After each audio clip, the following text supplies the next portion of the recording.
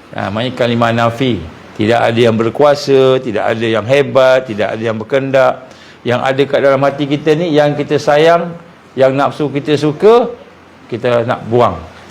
Jadi walaupun zikirnya itu zikir jahri, zikir yang dengan lisan, tetapi hati kita nak rasa nak buang.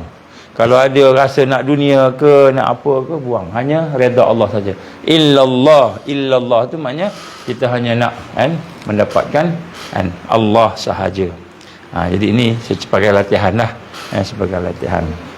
Kemudian bila zikir jahri ni kita dah buat dengan kita minta supaya Allah, Nabi kata illallah tadi tu kita menghancurkan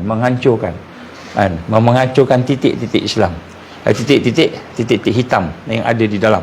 Bagaimana yang digambarkan Rasulullah SAW, kan, tajdidlah iman kamu. Tajdid iman kamu dengan apa? Dengan kita membanyakkan kalimah la ilaha illallah.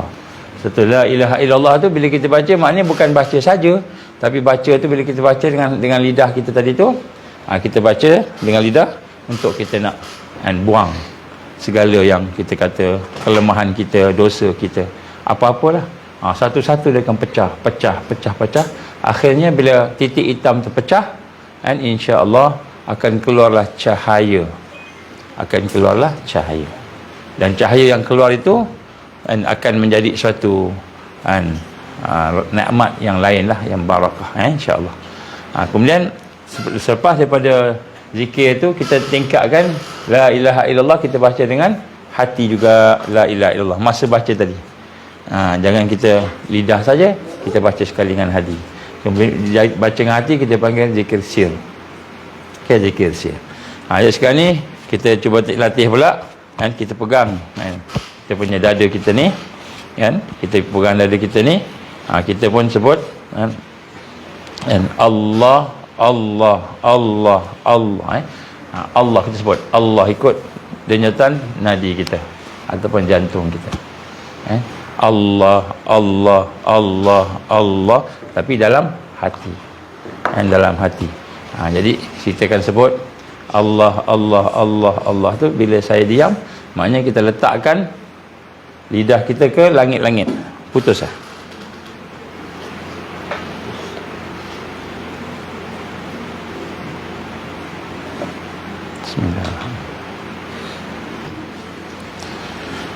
Okey, jadi yang itu kena buat latihan. Nanti kita akan cerita sekali lagi ni macam mana latihan tadi tu. Baik, zikir yang kita kena buat ni, kena latih ni, zikir syariat ni, zikir yang lisan ni, lidah ni, kita kena buat. Dia maknanya ada latihan nafi dan isbat. Nafi la ilaha tu menafikan segala bentuk kekuasaan makhluk, hakikat kewujudan makhluk kita tak ada. Yang ada hanya illallah sahaja. La ilaha illallah. Yang kita bila illallah tu kena tembak. Tembak apa? Kalau kita ada matlamat duniawi, matlamat dunia dan sebagainya tadi, kita nak buang buang sikit. Macam tu. Kalau bagi mereka yang ada gangguan-gangguan tu, la ilaha tu kita nak buang gangguan-gangguan tu. Maknanya sampai sebelum tu kita sebelum zikir tu kita minta ke Allah lah, buang gangguan saya tu. La ilaha illallah, la ilaha illallah. Kita nak masukkan dalam hati kita Allah tadi. Okey, kemudian latihan yang kedua ialah latihan zikir sir. Zikir sir ni yang kita nak kena buat juga ialah zikir Allah. So zikir Allah ni disebut dalam hati. Ini disebut zikir tariqah. Kenapa zikir tariqah? Sebab setelah kita menafikan makhluk, kebesaran makhluk, kehebatan makhluk, kita dekat sayang dengan makhluk dan hanya nak mengambil Allah tadi, maka kita pun sebut Allah ni, niat kita hanyalah mendapatkan redha Allah. Allah lah maksud kita, kan? Allah lah menjadi tumpuan kita. Allah. Jadi Allah ni kan, ni zikir sir. Bila sebut Allah kita sebut dengan lidah pun tak apa, lidah dan hati, tapi hati yang penting. Kemudian selepas kita sebut lama-lama tu Allah, sampai dia dah jadi seperti satu nada, satu apa nak kata nyanyi, bukan nyanyi, apa dia panggil, apa, satu irama. Irama dan apa dia panggil, irama dan apa kata Piramli, rhythm ya, yang tepat rhythm kan. Allah. Jadi Allah tu kita ikut kita masing-masing. Tapi maknanya kenapa perlu rhythm tu? Rhythm tu kenapa perlu? Kalau boleh sesuai dengan jantung kita ke, sesuai dengan nafas kita itu pulang. Tapi maknanya supaya kita dapat rhythm tu, dia akan membentuk satu kekuatan. Sehingga akhirnya Allah daripada hati tadi, dia akan pergi sampai kepada kita punya tubuh badan.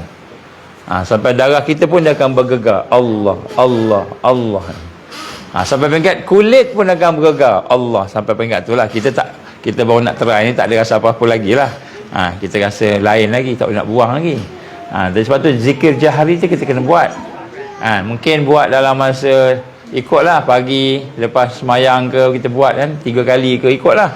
Tapi itu kena buat. Tapi yang Allah ni selain daripada masa tu. Masa kita driving, Allah. Nak la ilaha illallah pun boleh juga. La ilaha illallah. Kalau kita rasa kita nak sambung zikir jahar tadi, sambil driving contohnya, la ilaha illallah. Kalau driving jangan tutup mata kan, tengok depan. La ilaha illallah. Kita bayangkan kita tembak hati kita tu. Tembak dengan Allah, la ilaha illallah. Jadi sebenarnya la ilaha illallah ni untuk peringkat awal kita mula itu dulu sebenarnya. Kan bila la ilaha illallah tu dah jadi mantap, baru kita akan mula dengan lepas tu Allah tu lagi cepat. Dia ada maksud dia lah. Jadi ini semua latihan-latihan ni kita kena buat sehingga kan hati kita tidak terpisah dengan zikrullah. Jadi bila hati kita tidak terpisah dengan zikrullah, barulah boleh kita khusyuk dalam solat. Baru boleh khusyuk. Kan dah tak terpisah dengan zikrullah. Sekarang ni terpisah kan. Jadi pemikiran kita pun terpisah, hati kita terpisah. InsyaAllah tamrin nanti kita akan bincang tentang solat. Salah satunya macam mana solat yang khusyuk. Solat khusyuk ni pun dia ada yang syariat, dia ada yang tarikat, dia ada yang hakikat, dan dia ada yang makrifat. Empat-empat ni ada rukun dia. Empat-empat ni kita kena lengkapkan, barulah solat tu jadi kita kata solat yang sempurna, insya-Allah. Jadi sebab tu kita nak kena tengok. Kita mula dengan zikir dululah, zikir. Okey. Jadi untuk zikir ni, kenapa kita kena perbanyakkan Allah tadi tu dalam hati kita nak masukkan kita kata hakikat. Kita kata masukkan hakikat, iaitu tentang kewujudan Allah, kekuasaan Allah, kehendak Allah, iradah, kudrah, iradah, ilmu, hayat, semua sifat-sifat Allah. Dan bila disebut Allah tu kita tengok depan pula, maka kita akan nampak tidak ada yang ada berlaku sebagainya melainkan dengan izin Allah. Jadi lama-lama kita akan dapat. Jadi Allah akan bimbing hati kita tu. Allah akan bimbing. Dan sampai satu peringkat bila kita dah zikir tu dah masuk dalam hati yang paling dalam sekali, lub kan. Setengah ulama dia bagi empat lapis. Setengah ulama 7. Jadi ikutlah ulama mana yang kita nak pegang, tak apa. Yang penting lub yang bawah sekali, lubuk hati yang lub kan. Kat situ dia tak keluar dah. Dia akan sentiasa Allah. Kita tidur pun dia zikir.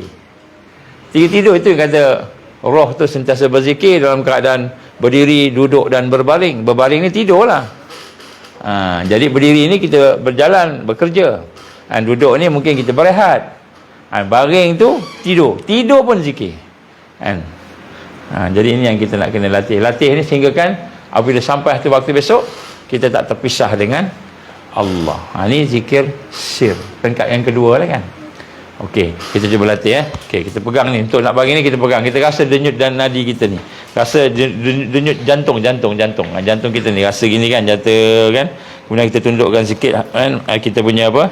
Kita punya kepala kita ni ke dada kita ni. Kemudian kita pun okey mula kita mula dengan zikir pelan-pelan sama-sama. Bismillahirrahmanirrahim. Okey. Allah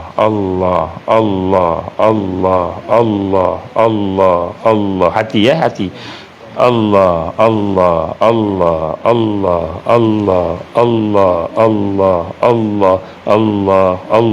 kita fokus pada hati kita.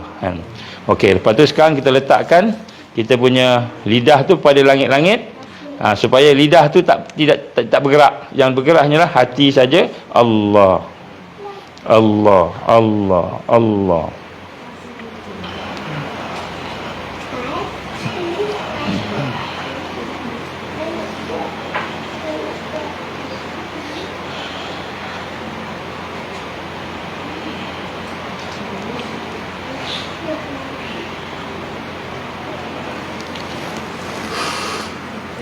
Okey, insya-Allah kita latih. Nanti malam-malam ke bila-bila kita latih. Sambil-sambil duduk seorang-seorang latih. Allah. Sampai sekarang pun boleh, sambil-sambil ni pun boleh juga. Kan kita latih. Bila kita latih hak tu, nanti lama-lama nanti kita akan sentiasa. Ada tak orang yang tak boleh sebut nama Allah dalam hati? Ada tak orang tak boleh sebut nak sebut nama Allah pun tak boleh. Kenapa? Ada masalah lah, gangguan. Kadang-kadang sihir. Lidah boleh lagi, hati tak boleh. Ada, saya pernah jumpa orang yang tak boleh sebut dalam hati. Jadi akhirnya dia rasa macam susah, macam apa, tak sampai lah, semayang pun tak sampai semua, sebab dah menguasai. Jadi hati tu mungkin ada benda yang dosa dia ke apa ke, wallahualam. Ini izin Allah. Allah, Allah, Allah. Lama-lama dia tak ni dah, dia tak lari dah kat situ je. Bila kita dah Allah, Allah tu kan, jadi dia akan sampai. Okey. Zikir yang ketiga, peringkat yang ketiga ialah dipanggil sirul asrar ataupun sir. Rahsia di dalam rahsia. Sini kita mula dengan ada 3 peringkat kita sebut minggu lepas. Dia ada mula dengan syu'arul basirah, iaitu kita perasaan. Tadi kita sebut Allah, Allah, Allah ataupun la ilaha illallah, la ilaha illallah. Hati kita sebut hati, bukannya lidah. La ilaha illallah, la ilaha illallah kan. Lidah pun sebut, hati pun sebut pun boleh. Tapi yang kita nampak, yang penting hati. Bila hati sebut la ilaha illallah, la ilaha illallah, kita sebut la ilaha illallah tu kan, masih lagi ada sebut kan, kita ada sebutan Allah, Allah, la ilaha illallah, masih lagi sebutan. Jadi peringkat yang ketiga ni kita nak merasa syu'arun basirah ni, nak hati kita, mata hati kita nak rasa. Apa rasa? Tapi ini makan masa, bukan malam itu dapat, besok tu dapat, tak. Kita kena buat. Bila kita buat baru kita dapat. Kalau kita buat tak dapat. Orang lain buat dapat. Siapa buat dia dapat. Kan? Apa rasa dia? Jadi apa yang kita melihat sekitarnya, apa perasaan kita, terus kita connect dengan Allah. Kalau kita rasa seronok, syukur, kita rasa syukur ke Allah. Allah, Allah, hati kita rasa gembira, lapang. Macam Allah gambar apa? Qulidu Allah awidu ar-Rahman. Serulah nama Allah ataupun Ar-Rahman. Ar-Rahman ni apa? Apa beza Ar-Rahman dengan Ar-Rahim?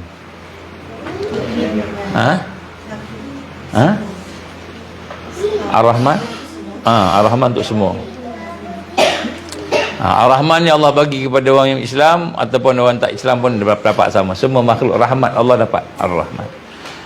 Jadi maksud Ar-Rahman ni ialah sesuatu yang Allah bagi, yang makhluk tak boleh bagi, yang besar-besar. Jadi Ar-Rahman ni maknanya sesuatu yang besar yang Allah bagi kepada makhluk. Maknanya dibagi kat kita tu memang special, tak ada orang. Maknanya benda yang besar-besar. Contohnya rezeki. Ada orang yang bagi rezeki kat kita tak? Tak ada orang boleh bagi rezeki. Allah bagi rezeki. Jadi kita boleh terus direct ke Allah, Ar-Rahman. Jadi bila nak ada, kita merasai perasaan Ar-Rahman tadi, maka kita rasa seronok sebab dapat pemberian Allah, dapat kasih sayang Allah. Allah kasih kita. Allah memberi kepada kita. Ar-Rahman ni Allah menganugerah kepada kita. Ar-Rahman. Ar-Rahman ya. Baik. Jadi tekan resume. Dia tekan sokmo. Dia naik tu aja tekan. Kalau tak dia off. Ada orang kacau lah. Ada orang kacau tu. Tak apalah. Jadi apabila kita sebut Allah tadi, tingkat ketiga ialah perasaan.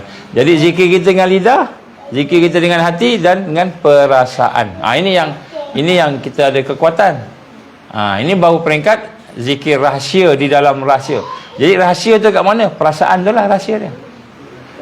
Sir tu dah rahsia dah. Orang tak tahu dah zikir dah mati. Perasaan tu lagi lah orang tak tahu. Hanya Allah yang tahu. Ni kita latih yang ni. Tengok 40 hari macam mana tengok. Tengok 40 hari macam mana? Kan? Dalam masa 40 hari. Kan?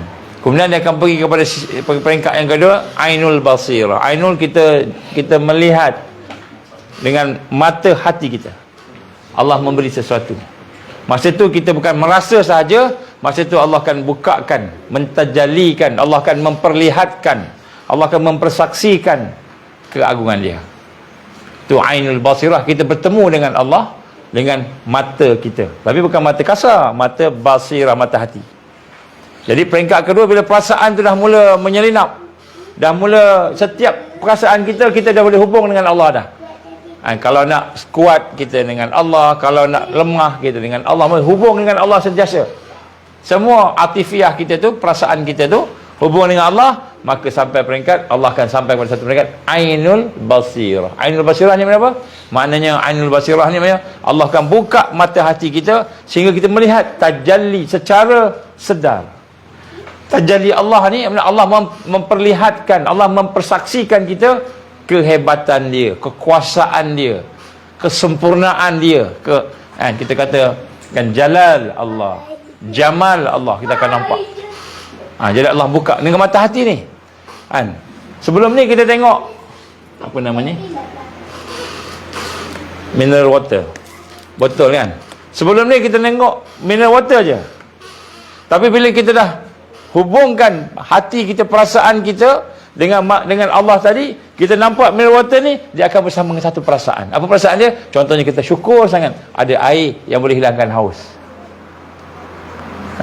Maka in addition, tambahan lagi Allah akan bagi, Allah akan mentajalikan, Allah akan mempersaksikan pula satu yang di luar daripada kebiasaan. Di luar daripada kebiasaan. Dia proses ainul basirah. Jadi mata hati kita makin buka, cahaya makin buka. Sehingga akhirnya kita akan nampak lain. Nampak air, orang lain nampak air, mineral water sering fresh. Orang nampak air ni, tapi kita nampak lain.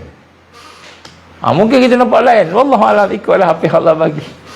Tak naklah cakap apa-apa kan. Nampak lain lah, macam itu. Orang nampak pokok biasa je. Alah, pokok pelam, tiap-tiap hari tengok, contoh kan, depan rumah. Tapi kita nampak pokok pelam, kita nampak lain. Allah mula memberikan kepada anugerah apa dia? Kita mempersaksikan sesuatu, sehingga dengan itu kita lagi kuat lagi dengan Allah Subhanahu Wa Taala. Kita lagi dekat lagi dengan Allah. Sebab tu benda ni kena berterusan. Jangan kita buat sekali-sekali, kena berterusan. Ini latihan ni sebelum Dajjal datang. Sebelum tentera Dajjal kepung kita ni. Orang dia sebut pasal digital ID kan. Dia nak buat tahun depan ni. Lepas tu digital ID ni dia akan lebih teruk lagi bila CBDC, Central Bank Digital Currency. Masa tu kan dia akan kontrol ekonomi kita, pergerakan duit kita, pergerakan kita. Bila dia kontrol pergerakan tu, end game kata class swap. Jadi kita bimbang macam-macam macam nak kontrol semua, bimbang. Solusinya apa? Maka Allah SWT Allah yang boleh tolong kita. Allah yang boleh tolong kita. Sebab tu ada orang tanya, tuan, macam mana Ustaz kalau besok kalau katakan kita nak pergi ke Palestin, katakanlah ada panggilan ke Palestin, kan, orang beriman beri Al-Qasam, nyawa-nyawa ikan dah tak boleh nak kuat, katalah sampai peringkat, jadi orang semua masuk habis. Tiba-tiba kita rasa terpanggil, mungkin contohlah, kita jumpa sahabat-sahabat bincang, kita kena pergi. Kita pun doa-doa ke Allah, Allah izin malam tu jumpa pula Rasul sallallahu alaihi wasallam. Rasul datang kata apa? Wahai umatku, pergi Palestin, bebaskan Al-Aqsa. Maka pagi besok semua, Ustaz, semalam kami jumpa Rasulullah. Rasulullah kata apa? Pergi Palestin. Habis nak pergi macam mana? Kan? Detail ID pun kita dah keok kan, tak boleh nak pergi. Nak pasport pun tak ada, nak pergi macam mana? Maka pada kita itu ulama menggambarkan, bila sampai sesaat pergi je, Allah akan buka jalan. Macam mana cara pergi? Serah ke Allah. Tapi nak serah ke Allah ni bukan serah kosong macam itu. Kita kena persiapkan diri kita, hati kita kena bersih, hati kita kena kuat, baru layak mendapat pertolongan Allah. Tapi hati kita kotor, masih sayang kat kereta kita lebih daripada sayang kat Allah. Pagi-pagi basuh kereta, sembahyang subuh tak lagi. Ni orang yang baru beli kereta kan. Sayang kereta lebih daripada sayang Allah. Sayang anak lebih. Sebab tu ada hadis Nabi SAW, bila seorang dapat anak, maka akan dia berlaku bakhil. Dia akan menjadi bakhil. Bakhil kenapa? Dia sayang pada anak dia, sehingga menyebabkan dia tak boleh nak pergi kepada jalan Allah. Tak boleh nak infak. Tak boleh. Dia rasa tak cukup je. Anak aku ni besok nak sekolah ni, banyak nak pakai duit ni, contoh kan. Padahal contohnya bakhil tu tiba-tiba ada. Sebab ada nikmat Allah bagi, jadi bakhil. Ni contoh. Jadi maknanya digambarkan ulama-ulama kita, bila sampai waktu nak pergi, jangan risau nak pergi macam mana. Kita tak bergantung dengan makhluk dah masa tu. Kita bergantung pada Allah sahaja. Tak bergantung dengan apa namanya, Malaysian Airlines ke, nak kena naik dapat tambang buah Air Asia ke. Nak pergi pun berkira kita dengan. Kena cari tambang buah, habis tak ada duit. Nak kena berentak. Bila nak pergi tu, ulama gambarkan, bila sampai waktu masanya tu, maka kamu akan pergi saja. Macam mana Nabi SAW dengan sahabat, pergi je. Pergi tu Allah buka jalan. Allah buka jalan. Macam mana Allah buka? Itulah tajalli. Allah akan mempersaksikan kekuasaan dia kepada basirah, jiwa-jiwa, mata hati yang telah dibuka dengan hubungan yang mantap dengan Allah tadi. Tapi kita kena start dengan latihan yang ni. Dia ada lagi ni, kita bawa bincang mukadimah ni. Mukadimah kepada zikir ni, dia banyak lagi, dalam lagi. Tapi kita nak ulang-ulang ni supaya kita boleh hadam, supaya kita boleh faham. Nak lawangan Dajjal ni, dia bukan kita semudah kita boleh celok sana celok sini. It's not easy. Dia boleh baca fikiran kita. Salah satu tajalli Allah, bila kita sampai peringkat sir-sir, kan, rahsia dan rahsia tadi, sampai peringkat kita dibukakan Allah ainul basirah, hakul basirah, sampai peringkat kita boleh telekomunikasi dengan menggunakan telepati. Kita boleh communicate, tak payah guna telefon dah. Boleh communicate dengan sahabat kita, telepati je. Itu semua tajalli. Allah mempersaksikan kehebatannya, kekuasaannya. Tetapi bukan lahir daripada kita kata biasa-biasa. Dia lahir daripada kan penyerahan kita, ketundukan kita, kita jaga hati kita, bersihkan hati kita, bersihkan kepahaman kita, al-aqlu wa'i, akal yang sedar, al-qalbun zaki, hati yang bersih, dan hati yang bijak, hati yang hidup, kan, al-fitrah salimah. Ini semua nak betulkan fitrah. Sebab itu kita sebut tadi, bila kita sebut la ilaha illallah, kita tembak titik hitam. La ilaha illallah, la ilaha illallah, kita tembak kan, tembak titik hitam. Maknanya ada dosa-dosa kita hak banyak dah, tutup dah kita punya hati tadi, maka kita tembak, akhirnya keluar cahaya. Bila keluar cahaya tu akan melahirkan fitrah salimah. Apa fitrah salimah tadi? Dia mula, tangan kita mula boleh menjadi hamba Allah. Tangan jadi hamba Allah, mata jadi hamba Allah. Kita kembali kepada fitrah, boleh komunikasi dengan Allah. Itu semua daripada bermula dengan zikir. Tapi bukan zikir sahaja, dia mesti ke arah kita makrifat Allah, mengenal Allah. Sebab tu zikir ni berperingkat-peringkat.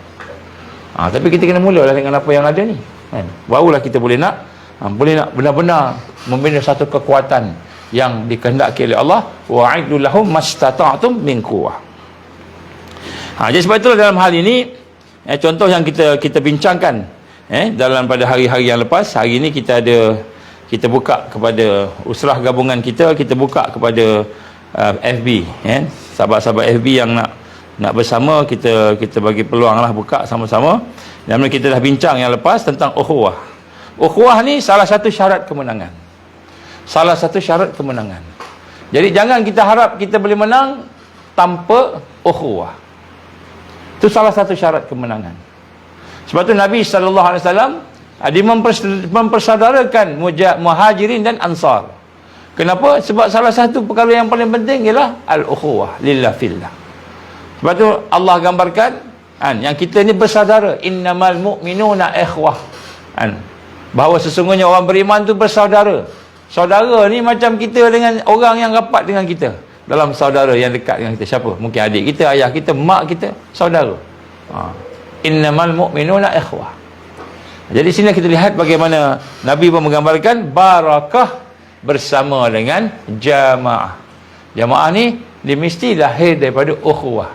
Jamaah dia bukan lahir daripada pendaftaran ahli.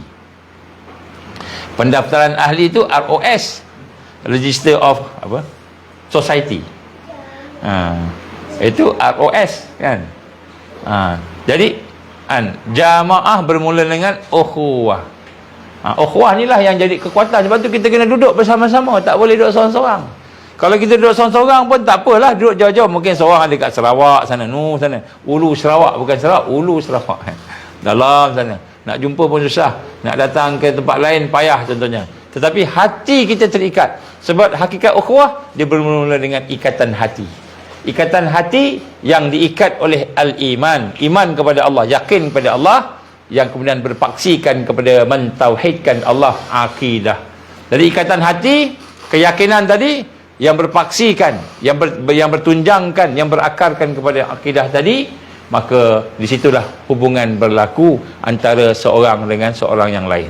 Maka hubungan akidah inilah yang digambarkan sebagai al-ukhuwah. Mungkin kita duduk tempat lain jauh, mungkin duduk jauh, tapi walaupun jauh, tapi kita dekat dengan sahabat-sahabat kita, hati kita dekat. Seorang ada kat Kelantan, Zul Husni kat Kelantan kan, Fairuz ada kat Negeri Sembilan, jauh nak pergi kan.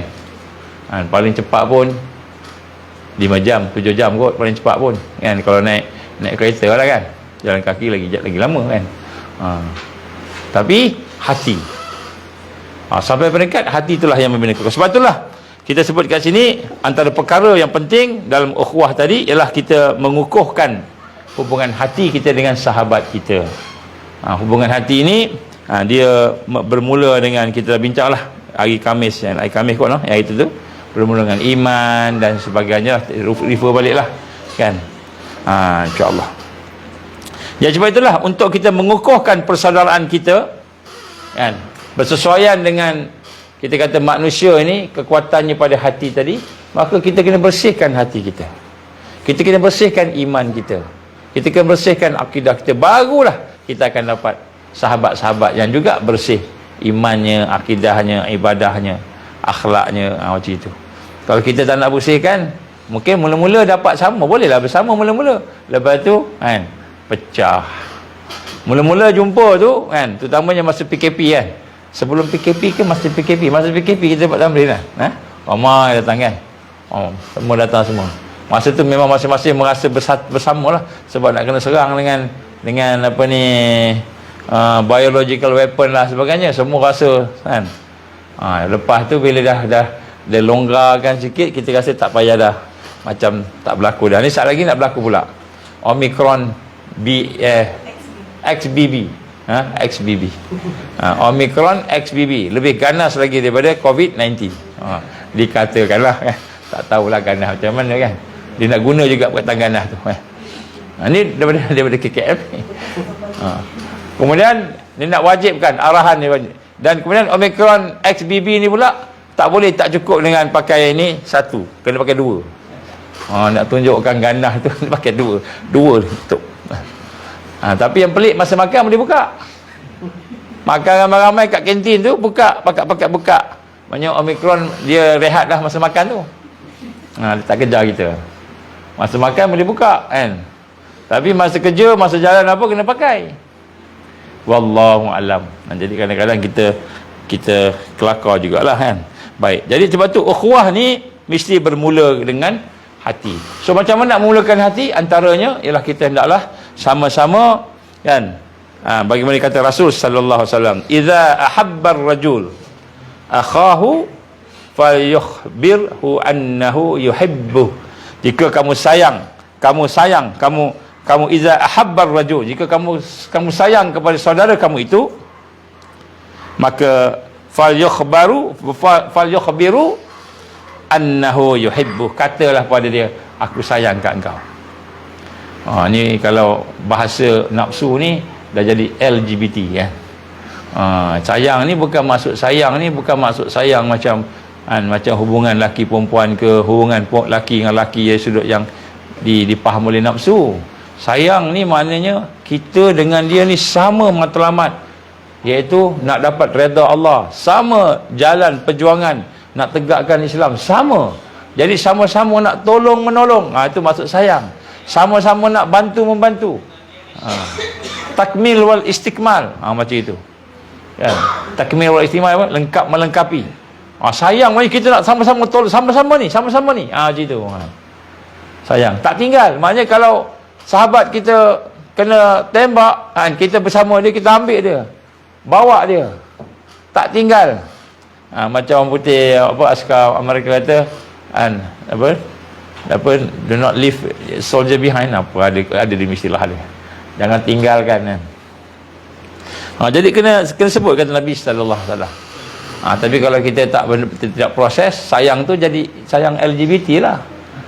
Jadi LGBT lain lah kan. Sebab tu kalau di barat ni, kadang-kadang kan, tengok laki-laki salam pun peluk kan. Macam kita lah salam peluk kan. Dia nampak, ni macam lain lah jawapan. Peluk-peluk ni kan, LGBT ni kan. Gay kan. Sebab tu kalau nak dakwah kepada orang yang sonsang ni, kita tak boleh pegang dan peluk, jangan. Kalau adalah maknya pondan lah, hak jenis suka laki-laki ni. Kalau laki-laki nak dakwah pada dia, walaupun dia laki-laki, boleh pegang, tak batal semayang kan? Tapi perasaan dia tu, dia rasa apa? Dia rasa saya ni seorang perempuan yang terperangkap dalam tubuh badan laki-laki. Jadi perasaan dia perempuan, keperempuanan, bahaya. Jangan peluk-peluk dia, jangan. Dia akan timbul benda lain. Ni pasal dah rosak ni, arus kita rosak ni. Kita tak perasan arus kita rosak. Jadi banyak definisi-definisi tu. Baik, yang pertama sekali, maksud Nabi sallallahu alaihi wasallam dalam hadis ini, kamu beritahulah bahawa saya menyayangi kamu, bukan maksud kata macam itu, tapi sebenarnya yang hakikatnya ialah dari sudut tindakan.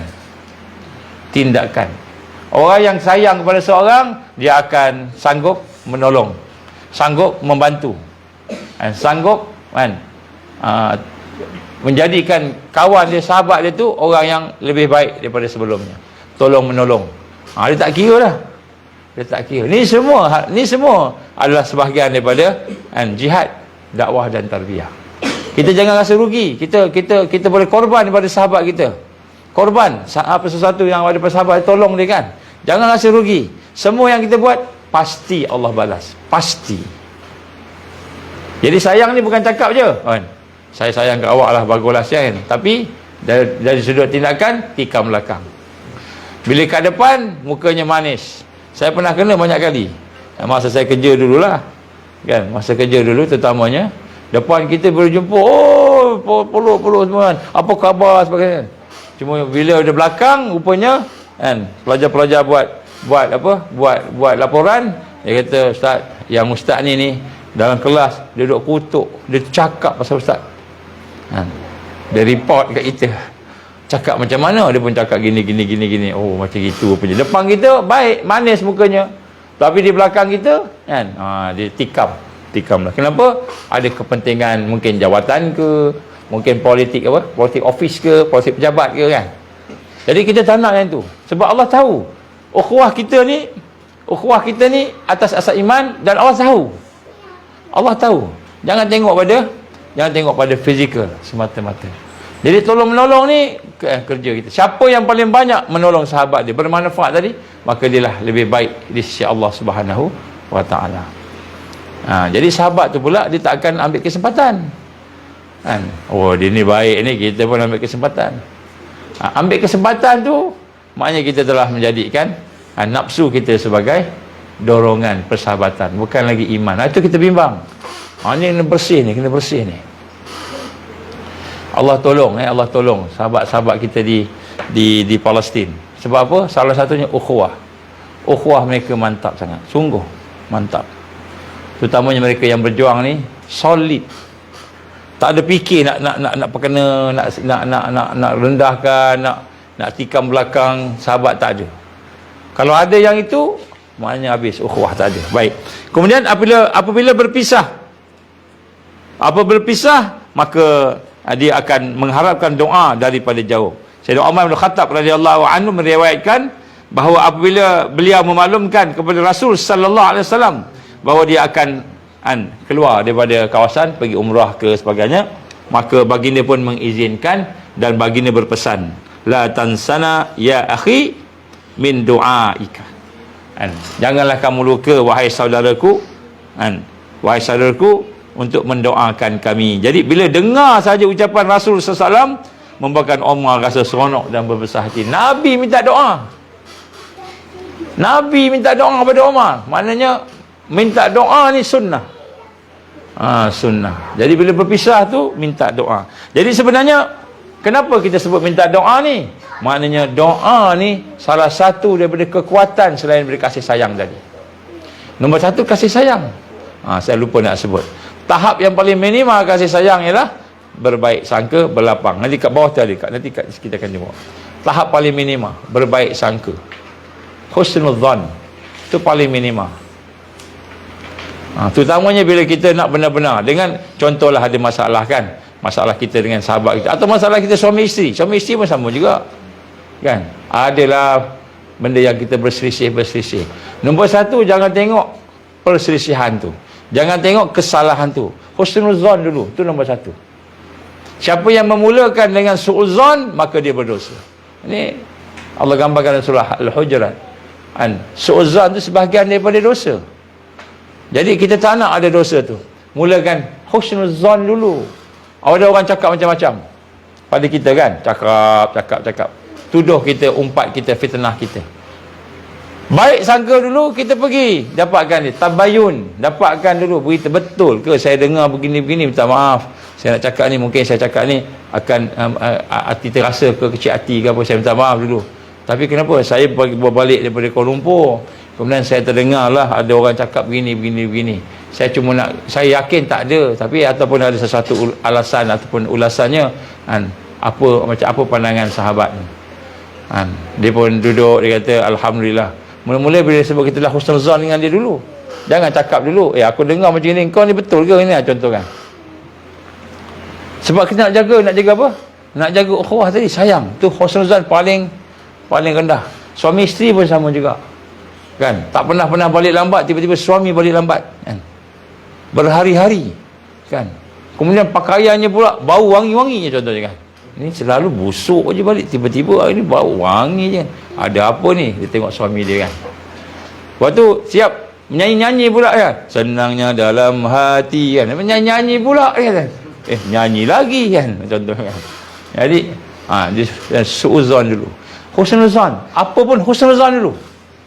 Husnuzan tu perintah Allah. Su'uzan tu sebahagian daripada dosa. Jadi kita dah tengok. Kemudian yang paling tinggi sekali al-isar. Isar ni mengutamakan sahabat. Kita utamakan sahabat lebih daripada diri kita. Ini semua kekuatan. Ini antara faktor-faktor pertolongan Allah, terutama di akhir zaman. Kemudian yang kedua, ad-doa. La tansa ya akhi min du'aika. Min du'aika. Janganlah kau lupa wahai saudaraku untuk doakan aku. Ni kata-kata Rasulullah sallallahu alaihi wasallam kepada Umar bin Khattab. Jadi maknanya Nabi kata apa? Maknanya kita ni bila kata sahabat ni mesti kita doakan sahabat kita ketika mana sahabat tu tak ada di depan kita. Kalau sahabat tu ada di depan kita, dalam hadis yang lain kita berjumpa dia, bersalam dengan penuh keikhlasan tadi, salam tu pun dah menjatuhkan dosa-dosa, habis dosa, Allah habiskan dosa, Allah ampunkan dosa dengan sebab salam je dengan sahabat kita. Itu belum doa lagi, doa secara jama'i lagi. Kemudian doa yang utama daripada hadis ini gambarkan, bila kamu dah pergi ke sana, jangan lupa doakan saya, kata Rasul sallallahu alaihi wasallam. Maknanya apa? Doa kita pada sahabat tu, ini kekuatan. Sebab tu di akhir zaman, apabila kita dikepung dengan berbagai-bagai kepungan, maka hendaklah kita mematikan pentingnya sahabat tadi. Sebab tu kalau sampai waktu, mungkin ada di kalangan siapa-siapa yang terpilih nak pergi ke Palestin, nak pergi ke sana, maka yang tinggal mesti doakan. Sebab tu kalau seorang suami pergi keluar, sama dia pergi kerja ke, ataupun dia pergi berjuang ke, berdakwah ke, ataupun apa saja amalan yang lakukan, isteri di rumah jangan duduk saja, doa. Hadiahkan surah Al-Ikhlas pada suami, bacalah banyak-banyak sambil tu hadiahkan. Ya Allah, Engkau berkatilah perjalanan suami aku, perjalanan sahabat aku. Tengok sahabat nak berpisah ni, bila berpisah tu doa. Tanda kita ada kekuatan ukhuwah, kita doakan pada sahabat. Kalau kita tak mendoakan pada sahabat, kita masih tak kuat lagi. Ukhuwah kita masih lagi macam BFF lagi. Orang putih punya BFF, best friend forever. Betul? Jadi best friend forever dalam Islam, berpisah aja didoakan dah. Boleh tak kita jadikan amalan? Boleh dah? Sahabat-sahabat Ansar, kita pisah sahabat je, dalam perjalanan pisah tu kita doakan dah. Doakan. Contohlah, kita sahabat dah buat gotong royong ni kan. Daripada Negeri Sembilan ada, daripada mana-mana ada kan. Nak keluar daripada pagar tu, dah doa dah. Ya Allah, sahabat-sahabat yang aku sayang, yang aku tinggalkan sekian. Ya Allah, mazalan sakit perut tadi, ya Allah sembuhkanlah sakit perut dia. Banyak sangat minum air jagung kan. Air jagung sedap, krim kan. Sampai 6 gelas kan. Agaknya lah contoh je, dia bukan betul kan. Ataupun kan, ada sahabat kita yang pisah aja doa dulu. Tanda kita jaga ukhuwah. Ini adab ukhuwah ni. Jadi yang ini akan ada kekuatan ni. Besok bila kita mungkin bila kita dah tak boleh jumpa dah, mungkin PKP ke, mungkin masing-masing dah tersekat dengan apa-apa keadaan, nak pergi pun tak ada kekuatan nak pergi, mungkin duit tak cukup ke, mungkin kereta kita rosak ke, tak boleh nak jumpa dah kan. Tetapi doa masih ada lagi. Doa masih ada. Jadi kita nak kena jaga kan. Antara perkara yang membina kekuatan ialah doa. Dan doa ni doa mustajab. Doa seorang sahabat kepada sahabat dia, dalam keadaan sahabat dia tak tahu dia berdoa untuk dia, doa tu mustajab. Lepas tu rugilah kita doa kat dia je, dia belum tahu doa kita kan. Tak. Bila kita berdoa untuk sahabat kita, Allah akan datangkan 50 malaikat yang akan doakan untuk kita sebagaimana kita doakan untuk sahabat tadi. Maknanya apa yang kita doakan pada sahabat, dapat kat kita balik. Dapat kat kita balik. Kalaulah doa kita tu dikatakan sebagai mustajab, agaknya doa malaikat mustajab tak? InsyaAllah. Malaikat tak ada dosa. InsyaAllah mustajab. Lebih daripada kita lah yang banyak dosa ni kan, contohnya. Jadi sebab tu antara perkara yang kita nak rasa, nak membina kekuatan ukhuwah yang betul-betul boleh berhadapan dengan, sebutlah apa pun mehnah, apa pun tribulasi, ujian, fitnah, apa pun sahabat. Sebab tu jangan apa? Jangan lekehkan sahabat. Ada sahabat saya tengok dalam grup-grup kan, kata, "Oh, saya tak boleh datang lah sekian kan." Lepas tu ada dia respon, "Oh, tak apa, tak datang tak apa, gini kan." Patutnya kita doakan dia supaya dia boleh datang. Dia nak datang tak boleh datang. Kita berapa kata tak apalah, gini. Kau tak datang pun tak apa, sama je kan. Lagilah sakit hati dia kan. Minta maaf lah kalau orang Melaka ni, dia kadang-kadang dia kasar sikit kan. Orang Melaka lah, dah biasa. Jadi kita doakan dia. Ya Allah, tak payahlah tulis kat situ, "Aku doakan kau datang." Tak payah tulis pun tak apa. Kita doa kat situ, doa terus. Doa tu mustajab. Ya Allah, sahabat aku nak pergi tapi tak boleh pergi. Ya Allah, mungkin dia ada masalah. Yalah, masalah apa-apalah, tak kira sakit ke apa ke. Ya Allah, berilah dia kekuatan nak pergi. Kurang-kurang doa tu dah patah balik ke kita, dan pahala ukhuwah tu dah dapat. Dan pahala ukhuwah ni lah barakah. Pahala ni, barakah ni, hari ni orang tak tengok barakah ni kan. Okey. Jadi yang kedua, Nabi tunjuk pada kita kekuatan ukhuwah ialah doa. Setelah kita sayang. Orang tak sayang ni takkan doa. Takkan doa kan. Ingat tak lagi sahabat-sahabat kita yang dulu kerja kat sini, sama-sama kita, ingat tak? Fahmi, siapa lagi kan, yang sekarang ni dah kerja lain lah kan. Ada sahabat kita, ada kita doakan untuk dia tak?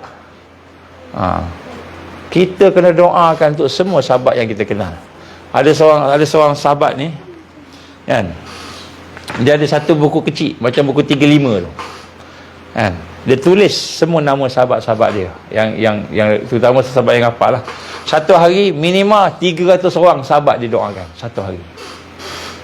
Dia dapat pahala ni. Bayangkan kalau 300 kali 50 berapa? 300 kali 5 kan, 1,500. Betul? Maknanya 15,000. 15,000 malaikat doakan dia. Maknanya 15,000 kali kan. Satu doa 50 malaikat Allah bagi. 50 bukan seorang. Kan? Maknanya apa? Maknanya dia punya hidup dia barakah sebab doa. Doa je. Kan?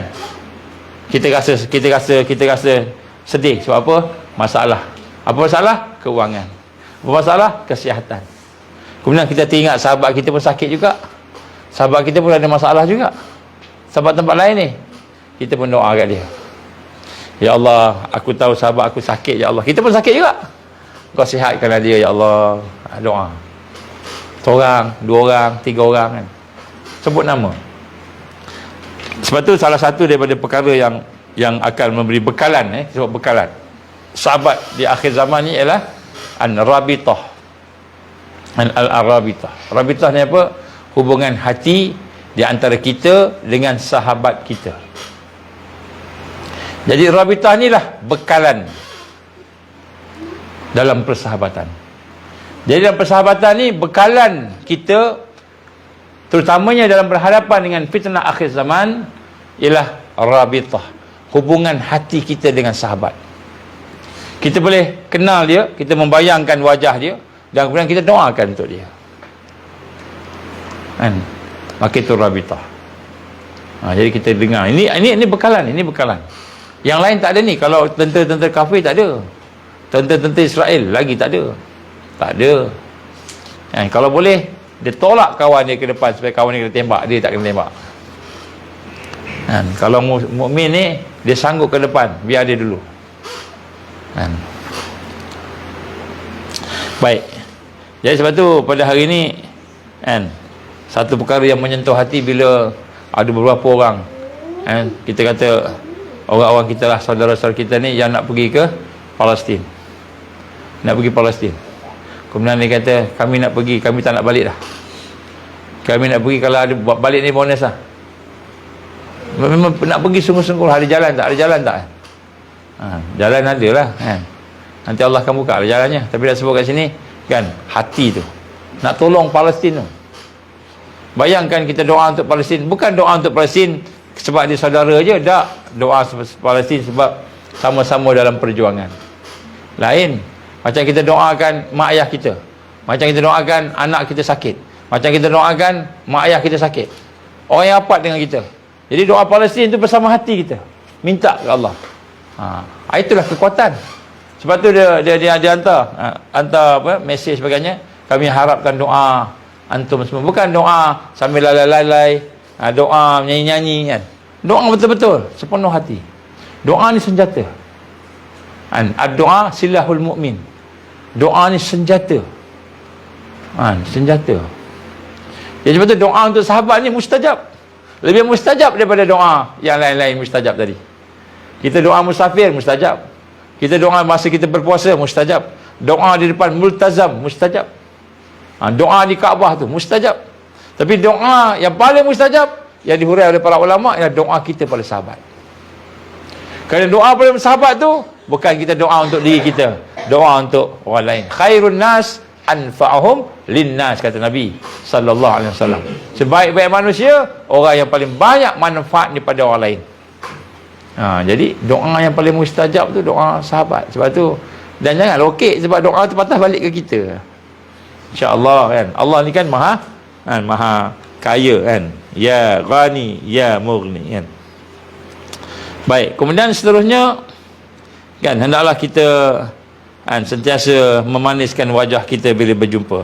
Bila jumpa kita maniskan wajah. Kata Rasulullah sallallahu alaihi wasallam, la tahqiranna minal ma'rufin syainan walau antalqa akhaka biwajhi talq. Jangan kamu pandang jangan kamu memandang kecil perbuatan yang baik walaupun sekadar bermuka manis bila bertemu dengan sahabat. Jangan pandang kecil benda yang baik sebab muka manis tu besar juga. Maknanya bila kita bertemu dengan sahabat, seboleh-bolehnya kita buatlah sesuatu yang disukai oleh dia, supaya membina kekuatan ukhuwah tadi. Jangan kita tahu contohnya dia tak suka kan, disebut, dipanggil dengan panggilan-panggilan jahiliah. Jangan kita panggil dengan panggilan yang tak suka, kan. Apa panggilan tak suka? Gelaran-gelaran lah, kan, gelaran-gelaran. Kita pergi jumpa dia, cakap macam-macam, walaupun dia senyum-senyum, ketawa-ketawa, gurau-gurau, tapi hati dia terasa juga, kan. Jadi Nabi kata jangan pandang kecil perbuatan yang baik walaupun dengan bermuka manis. Bermuka manis, kan, sekadar bermuka manis, senyum ke, kan. Jadi maknanya Nabi suruh apa? Kita jaga persahabatan tu. Bila bersahabat ni jangan cari gaduh lah. Apa lagi nak bergaduh kan dia? Lagilah. Jangan cari gaduh mana. Jangan kita cek pesan. Kalau kita ada berbeza pandangan pun jangan sampai, kan, luka hati dia tu, kan. Saya nak Bakar As-Siddiq radhiyallahu an, bila dia berdebat dengan sahabat dia, berdebat nak beza pandangan ni, akhirnya dia tinggi suara. Saya nak Abu Bakar kata, kamu benar, aku salah. Kenapa? Ya Abu Bakar, Amirul Mukminin, kan, kerana aku tinggi suara daripada engkau. Tinggi suara pun sahabat Nabi dah sensitif. Kita bukan tinggi lagi, kan, lepuk, kan. Boleh lepuk, kita lepuk dia, kan. Boleh jatuhkan dia. Wallahu alam. Jadi Nabi kata jangan pandang kecil segala perkara yang boleh menggembirakan sahabat, walaupun dengan muka manis. Kita tak boleh tolong dia, kita tahu tak ada duit, kita pun tak ada duit juga, kan. Kita tahu dia sakit, kita tak boleh nak bantu, nak rawat dia, kan. Kita pun tak ada kemahiran dan sebagainya. Sekurang-kurang kita senyum kat dia, kita tepuk dia, kita pujuk dia, kan. Sekurang-kurang bagi dia rasa seronok lah. Ini bukan maknanya kita meraihkan sahabat ni salah satu perkara yang penting. Ini yang nombor 3. Yang nombor 4, kan, segera menghulurkan tangan apabila berjabat. Bila nak salam tu, kan, kita hulur tangan, sebaik mungkin lah. Kalau tak boleh tu mungkin jauh ke apa, lambai lah, kan.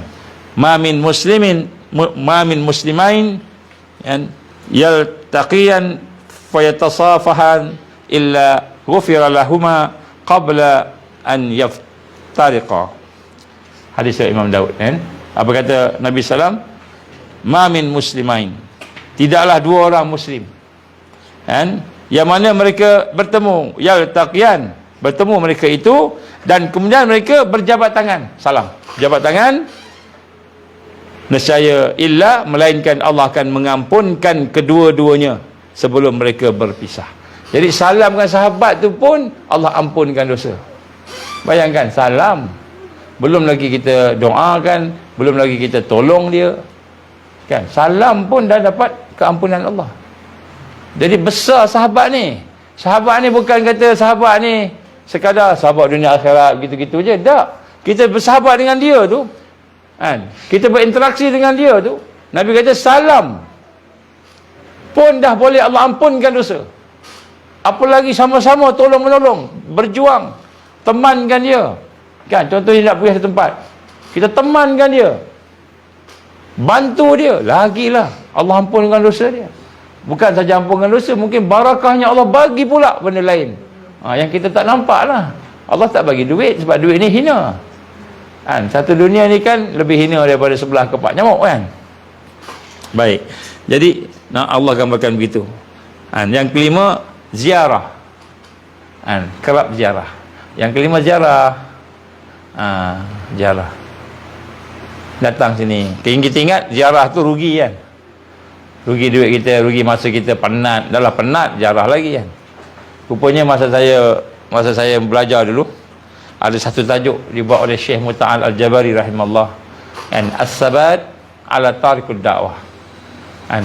Orang yang boleh tetap istiqamah di atas jalan dakwah, kan, tajuk tu dia bagi ziarah.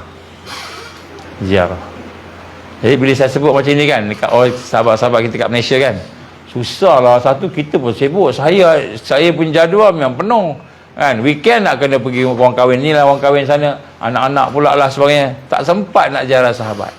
Itu alasan. Okey, saya nak tanya, kalau kita nak buat sesuatu yang besar, kan, tapi Allah izin tak sempat, Allah izin tak boleh buat, kita buat apa? Kita tahu benda tu besar tapi tak boleh nak buat, kita buat apa? Ni bukan soal nak dapat jawapan betul tak betul lah. Bagi pandangan. Orang-orang dari Zoom kan. Kita tahu benda tu besar, nak pergi tak boleh. Kita buat apa? Tawakal. Tawakal ke? Tawakal. Tawakal ni maknanya kita bergantung pada Allah. Okey, lagi apa lagi? Taubat. Taubat dosa kita. Bila kita nak buat sesuatu tak boleh buat kan? Nombor satu, kita tahu yang boleh buat tu hanya Allah sahaja. Kita ni tak ada buat apa-apa pun. Kita tak ada kuasa nak gerakkan, nak angkat satu benda pun tak boleh melainkan Allah izin. Maknanya Allah tak izin lah tu. Kita tak boleh buat tu. Maka minta izin ke Allah. Contohnya, kita nak buat, tak boleh sesuatu. Benda tu kena buat, penting, tapi tak boleh. Contohnya apa? Nak istiqamah dengan zikrullah. Susah nak buat. Nak istiqamah dengan maksurat. Maksurat nak istiqamah senang lah? Susah.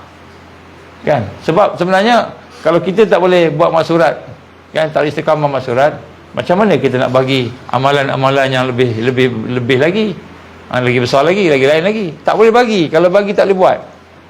Tak boleh buat. Kita kena buat dulu. Sebab tu zikir-zikir bagi kecil pun tak apa, buat. Baik. Jadi nombor satu, kena minta ke Allah.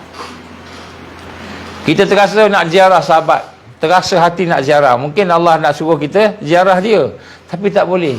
Ya Allah, aku teringat sahabat aku. Aku teringat sahabat aku, tapi aku tak boleh nak ziarah. Kan, macam-macam ni, ya Allah. Ya Allah, tolonglah ya Allah, izinkan aku. Minta kat dia. Kemudian kita fikir cara nak buat. Kan? Kalau dah tak boleh juga, ya Allah tak izin, tak apalah. Tapi kita minta kat Allah. Kemudian jangan rasa kita yang buat. Masa naik kapal kan, orang kata naik kapal Mavi Mamara tu kapal kematian. Dia panggil kapal kematian. Orang kematian luar. Ini kapal kematian kata. Kamu ni bodoh, naik kapal kematian ni. Silap-silap kamu mati atas kapal. Betul lah, lebih kurang lah perkataan dia. Jadi kita apa? Sebenarnya mati semua Allah punya, bukan kita punya nyawa ni kan. Kalau Allah nak bagi mati, bukan atas kapal pun mati. Mati juga kan. Mati kat jalan raya ke apa ke kan. Jadi yang kita tahu, kita hamba tadi, kita minta ke Allah. Minta ke Allah. Allah izin, alhamdulillah. Tapi minta ni, jangan minta doa itu tak. Dengan hati kita minta ke Allah ni. Maknanya kita minta tu, kita sedang tunduk, rendah diri, menyerah, yakin, minta ke Allah. Minta dengan hati kita. Jangan minta dengan mulut. Minta dengan hati. Macam kita nak interaksi dengan Allah ni, hati kita. Hati kita yakin ke Allah. Allah pasti terima doa kita. Kemudian Allah pasti memberikan yang lebih baik. Itu Allah Maha Kaya. Kemudian kita minta dengan rendah diri. Sebagai hamba, tak ada apa-apa, kita kosong, tak ada apa kita ni. Tenaga pun tak ada kalau Allah tak bagi. Minta ke Allah, semua minta ke Allah. Minta ke Allah, ya Allah, ya Allah, ya Allah, hati kita kan minta. Kalau Allah tak bagi hak kita minta, Allah bagi yang lebih baik. Baik, jadi sebab tu kita lihat sini kena ziarah. Nabi SAW telah meriwayatkan satu hadis. Saya bacakan maknanya lah. Orang yang berkasih sayang kerana Allah, orang yang saling ziarah kerana Allah, orang yang saling membelanja kerana Allah, kerana aku, kerana Allah. Jadi Allah kata apa? Ni hadis kursi Allah kata apa? Orang yang berkasih sayang kerana aku, kerana Allah. Orang yang menziarah kerana aku, kerana Allah. Dan orang yang saling belanja kan. Asyik kita aja pau kita punya kawan kan, sahabat kita, sekali-sekali kita belanja lah pula kan. Macam itu. Orang yang membelanja kerana aku. Orang yang saling berhubungan kerana aku, saling bersahabat kerana aku, kerana Allah. Mereka berhak mendapat kasih sayang aku. Maka Allah akan sayang dia. Jadi rupa-rupanya kita ziarah sahabat tu kan. Ziarah sahabat termasuk dalam orang yang akan dapat kasih sayang Allah. Muhibbin, golongan yang Allah kasih, kekasih Allah. Jadi kita ingat, kita ziarah sahabat kita, datang jauh nak pergi Melaka, daripada Kelantan, daripada Kedah, daripada Perlis, jauh nak datang. Kita ingat kan, habis kita punya perbelanjaan kita, habis kita punya masa kita. Rupanya kita dapat kasih sayang Allah. Mana lagi penting, duit yang kita belanja tu, yang habis tu, ataupun masa kita yang habis tu, dengan ziarah tadi, dengan kasih sayang Allah, mana lagi penting? Tak ada yang lebih hebat daripada kasih sayang Allah. Allah akan bagi kasih sayang dia. Jadi tak ada rugi pun, takkan ada rugi ziarah kan. Jadi ini Allah masukkan ziarah ni sebagai salah satu daripada jalan untuk berkasih sayang kerana Allah. Orang yang belanja sahabat dia pun sama juga. Yang belanja sahabat dia, yang ni, yang mendahului kan, pun Allah sayang juga. Jangan kita ingat, oh rugilah aku belanja dia kan, aku belanja dia. Dia aku, siap-siap aku yang kena bayar kan. Ada orang pula siap aku je masak kan? Walaupun masak tak sebut kat sini kan. Tapi masak ni membina hubungan. Asyik-asyik aku je masak, asyik aku je masak kan. Sebenarnya orang yang masak, orang yang belanja sama dengan belanja lah. Orang belanja, orang yang ziarah, sebab itu Allah akan sayang kepada dia. Allah bagi kasih sayang dia. Kita akan nampak tu perbezaan tu, kasih sayang Allah. Mungkin dulu kita miskin, tiba-tiba kita ada lah sedikit, boleh tampung-tampung. Dulu kita tak sihat, Allah bagi kesihatan kita. Rupanya kerana kita tolong sahabat kita, kita belanja sahabat kita, kita ziarah sahabat kita. Bila ziarah ni Allah bagi sesuatu. Anak asyik sakit aja, menangis tiap malam, malah kita ziarah, tanda Allah sayang kat kita. Allah sembuhkan anak tadi. Jumpa bagai-bagai doktor, jumpa tabib, semua jumpa belaka. Tak boleh nak sembuh-sembuh. Rupanya dengan ziarah tu Allah bagi sembuh. Dengan tolong sahabat kita Allah bagi sembuh. Ini kasih sayang Allah. Ini kekuatan ni. Kekuatan yang dah hilang dalam masyarakat hari ni. Semua buat kerja mesti ada kepentingan. Tadi ada jumpa seorang profesional kan, dia ni ketua, bekas ketua bekas pengarah JKR. Dia kata tak sama masa zaman kami, dah tua lah, dekat 70-an. Dulu zaman kami dulu kerja ni, dia kata kalau ketua suruh buat ni terus buat. Sekarang ni kalau ketua suruh buat, dia kata tengok ni bidang kerja saya ke, tak nak buat. Ni bukan tugas saya, ni bukan kerja saya, ni kerja orang lain, ni tak nak buat. Tak sama. Sebab apa? Materialistik. Kita tengok kepada material, kita tengok pada benda yang dunia yang kita dapat, barulah rupanya yang Allah nak bagi ni bukan dunia, Allah nak bagi kasih sayang dia. Jadi maknanya sahabat ni sebenarnya satu kekuatan. Bila Allah sayang pada seseorang tu, maka apa lagi yang akan dibawa oleh musuh yang Allah akan bagi tadi. Allah sayang dia kan. Kemudian yang seterusnya yang keenam yang keenam, mengajukan ucap selamat, tahniah, menyukakan hatinya dalam kesempatan hari-hari tertentu. Contoh dia dapat anak, bagi tahniah kan, dia dapat satu baik kan, tahniah. Mungkin dia dapat isteri, dapat suami, bagi tahniah kan. Jangan dengki pula, dia pula kahwin, aku lagi handsome, dia yang dapat contohnya. Kita dengki kat dia, ni tak ada kaitan mana-mana tak ada, sini tak ada, sini semua okey. Dapat anak, dapat kebaikan, kita puji dia alhamdulillah, Allah bagi, tahniah, kita ucapkan tahniah kat dia supaya apa? Supaya hati dia seronok gembira bersama dengan nikmat yang Allah bagi. Dia teringat bila Allah balik kan. Semoga Allah memberkati anda dengan kelahiran anak ini. Ini contohnya doa yang telah diriwayatkan oleh Husain Sayyidina Ali. Dia kata apa? Semoga Allah memberkati kamu dengan kelahiran anak ini. Semoga kamu bersyukur terhadap kurniaan Allah. Mudah-mudahan kamu dikurniakan kebaikan yang lebih banyak lagi. Doakan sahabat kita. Jadi maknanya dalam persahabatan ni, dia akan membina satu suasana yang ceria, yang tenang, yang gembira. Jadi kalau kita bersahabat dengan sahabat-sahabat kita nak berjuang ni, dahlah tengok musuh, jumpa musuh dengan serangan macam-macam, kita dah bimbang, takut ke apa sebagainya, ada rasa resah-resah kan. Jumpa sahabat lagi serabut kita kan.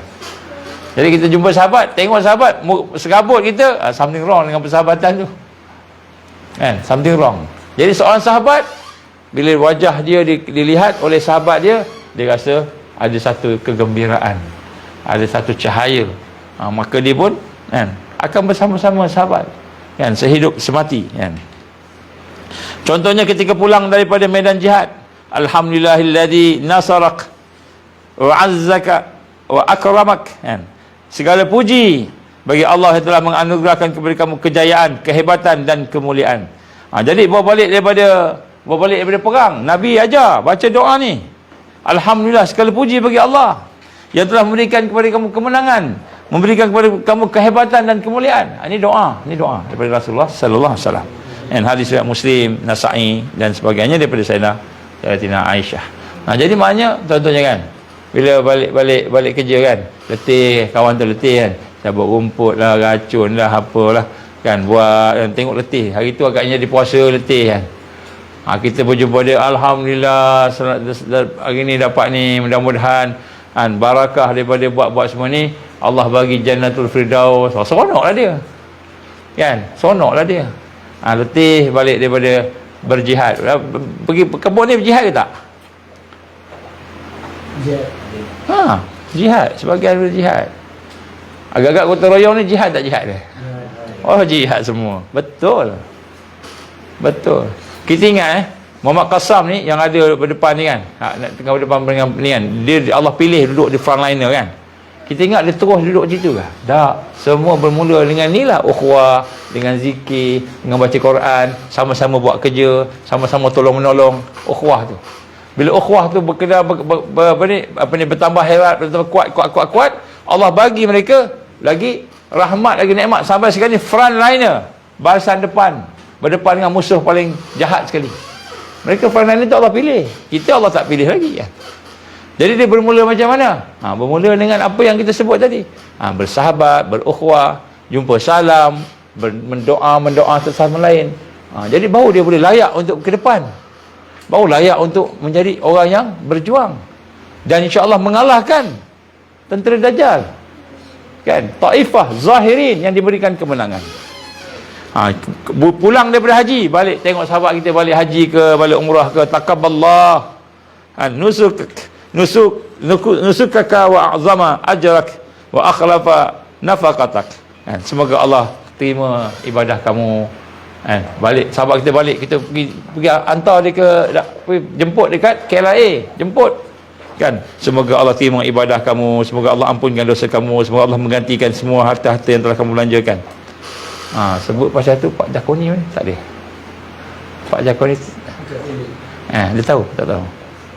Dia tak tahu. Penat. Tak apa. Jadi maknanya doa, tolong doakan. Yang ketujuh, bagi hadiah. Bagi hadiah. Bila ada kesempatan bagi hadiah. Tahadau, tahabbu. Hendaklah kamu saling bertukar-tukar hadiah. Kelak kamu akan menjadi lebih berkasih sayang. Jadi banyak lagi lah kalau kita nak sebut. Benda-benda yang ada ni lebih banyak lagi. Ada satu hadis Nabi yang panjang kata Rasul SAW berkenaan menyempurnakan hak ukhuwah. Tiap orang mukmin telah diwajibkan Allah mendapat 7 hak.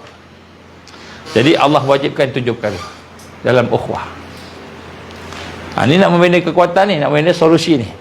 Iaitu yang pertama, memandangnya dengan penuh penghargaan. Pandang sahabat dengan pandang penghargaan, jangan dengan penghinaan. Itu lawan dia lah. Tengok sahabat pun dengan wajah yang sahabat tengok kita tu seronok lah, itu kan. Kemudian menyimpan perasaan mesra dalam hati. Dalam hati nak sentiasa mesra dengan sahabat. Tak nak kita kasar-kasar, tak nak kita sakit-sakitkan hati dia. Yang ketiga, ini semua hak yang Allah wajibkan. Yang ketiga, menghulurkan simpati. Menghulurkan simpati dengan harta sendiri. Kita ada perkara-perkara kita bagi, harta kita bagi, hadiahkan dia, beri kat dia. Kita simpati, mungkin dia ada masalah ke apa, kita bagi kan. Kemudian mengharamkan perbuatan mengumpat. Mengumpat kita haramkan. Jangan mengumpat dengan sahabat-sahabat ni. Kecuali kalau ada benda yang hak lah, contohnya mungkin nak cerita, nak beri penjelasan ke apa contohnya, nak cerita untuk kita dapat penyelesaian yang terbaik kan. Tapi perbuatan mengumpat haram. Mengumpat ni apa? Apa maksud mengumpat? Kita mencerita yang buruk sahaja, mencerita yang buruk dan baik sahaja, kau macam mana? Apa maksud mengumpat? Kita cerita yang buruk memang confirm tak boleh lah kan. Kalau cerita baik boleh tak? Biasa buruk je. Menceritakan benda baik yang dia tak suka. Kita cerita benda baik kat dia tapi dia tak suka, kita cerita benda tu pun ngumpat juga. Itu termasuk juga. Jadi cerita yang buruk memang confirm ngumpat lah. Cerita baik pun, tapi kalau dia tahu kita tak suka, kita tahu rahsia dia, kita tahu sesuatu yang dia buat yang dia tak suka orang tahu, tiba-tiba kita cerita kat orang, itu pun ngumpat juga. Kita jangan kita, maknanya Allah suruh kita haramkan. Mengumpat ni haram. Mengumpat ni haram. Kemudian menziarahi ketika sakit. Kalau sakit kita ziarah dia. Kemudian bila dia meninggal dunia, kita iringi jenazahnya. Meninggal dunia, kita iringi jenazah dia. Ini hak ni, hak ni.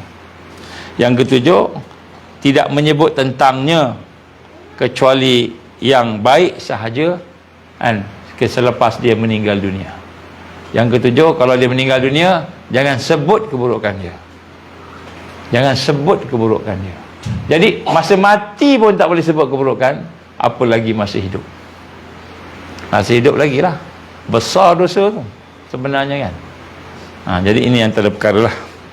Ya, sebab itulah asas kekuatan ukhuwah ialah berbaik sangka. Okey, apakah amalan yang paling mudah nak masuk syurga?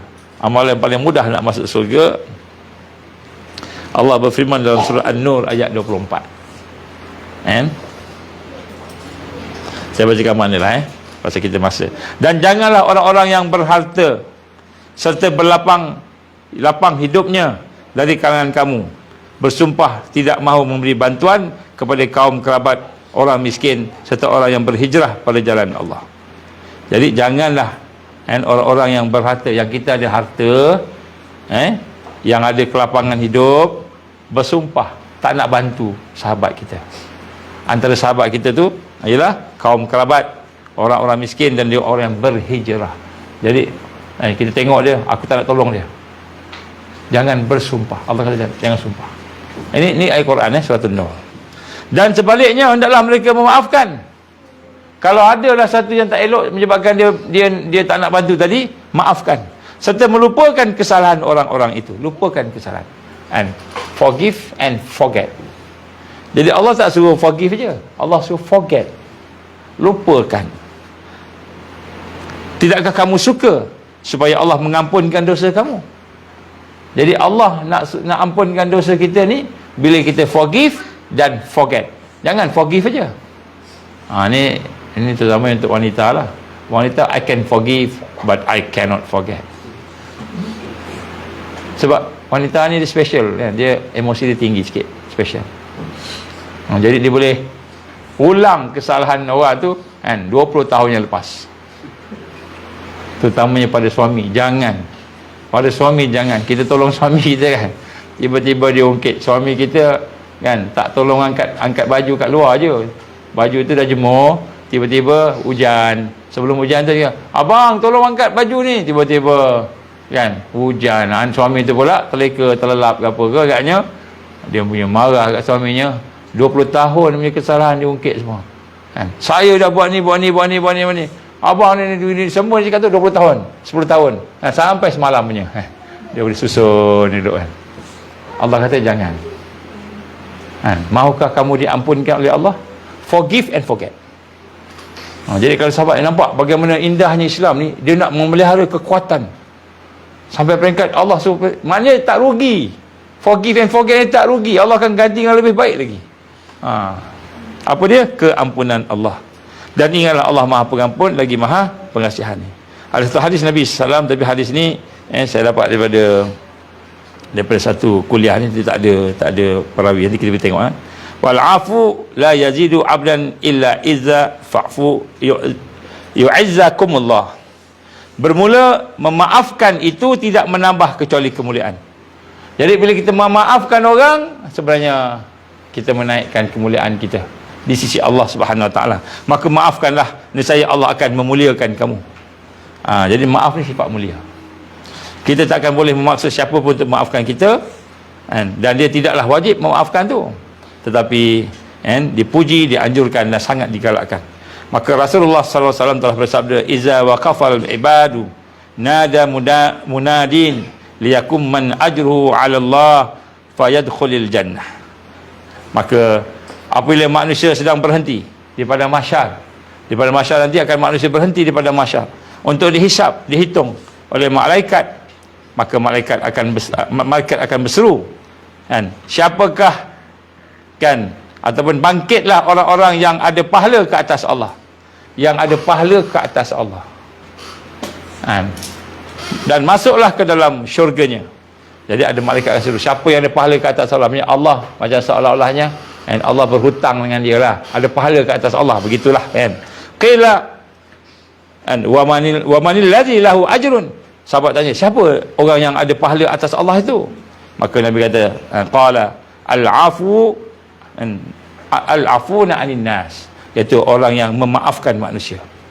Jadi maka bangkitlah sekian ribu orang masuk syurga tanpa hisap. Jadi digambarkan bagaimana sampai peringkat masuk syurga tanpa hisap lah. Begitu. Maknanya pentingnya memaafkan. Jadi dengan sahabat ni kita kena maafkan lah. Bila bersahabat ni mesti ada kelemahan, banyak kelemahan. Jadi kalau kita tengok kelemahannya sampai habis, sampai bila-bila pun tak habis. Maka kata Ibn Qayyim Al-Jauziyah rahimahullah, melupakan kesalahan orang lain adalah sifat orang yang mulia, kerana manusia tidak ada yang terlepas daripada dosa dan kesalahan. Apabila seorang sentiasa memerhatikan setiap kesalahan orang lain, dia akan letih. Orang lain pun letih juga. Jadi kalau kita tengok kesalahan orang lain dengan letih, memang banyak salah. Kalau nak kira salah seorang tu, tak terkira lah banyak. Tak kira. Kita letih je. Orang yang berakal dan cerdas adalah orang yang tidak menghitung kesalahan saudaranya, tetangganya, temannya. Jadi orang cerdik ni orang tak kira kesalahan orang. Sebab memang banyak kesalahan orang. Jadi ini antara apa yang dikatakan ini Ibn Qayyim Al-Jauziyah rahimahullah dalam Tanzibul Kamal. Jadi sebab itu nak sebut kat sini bagaimana kita kena sama-sama cuba memelihara ukhuwah. Jadi kalau ukhuwah ni kekuatan. Jadi bekalan dia apa? Apa bekalan dia bersahabat tadi? Hubungan hati, ta'alluq qalbi. Hubungan hati dengan hati sahabat tadi. Itulah bekalan. Itulah hakikat bekalan. Jadi nak berhadapan dengan Dajjal ni, hubungan hati itulah yang akan membina kekuatan. Jadi sebab tu hari ini kita tengok balik InsyaAllah. Baik, kita tutup. Kita buka. Ada apa-apa soalan ataupun ada apa-apa perkara yang nak dibincangkan tentang tajuk kita ni? Soalan dari Zoom. Soalan daripada Zoom. Macam mana? Ada soalan daripada Zoom Nur mempengaruhi akhlak. Nur mempengaruhi akhlak. Nur. Maksud nur mempengaruhi akhlak. Baik. Apabila nur itu telah bersinar dalam hati kita, nanti kita akan bincang ni, bila kita bincang tajuk zikir, kita sambung tajuk zikir nanti. Zikir ni dia ada zikir peringkat su'arul basirah, ainul basirah, haqqul basirah. Tu maknanya nur makin keluar. Bila nur tu makin keluar daripada hati kita tadi, roh tadi, maka dia akan pergi kepada fitrah. Jadi nur tu akan mensucikan, membersihkan, membina kekuatan biiznillah, dengan izin Allah dia akan membina kekuatan fitrah. Jadi pada masa itulah kita akan ada kekuatan untuk nak meninggalkan dosa, meninggalkan perkara-perkara yang Allah tak suka, meninggalkan tabiat-tabiat. Contohnya kita ada tabiat buruk kan?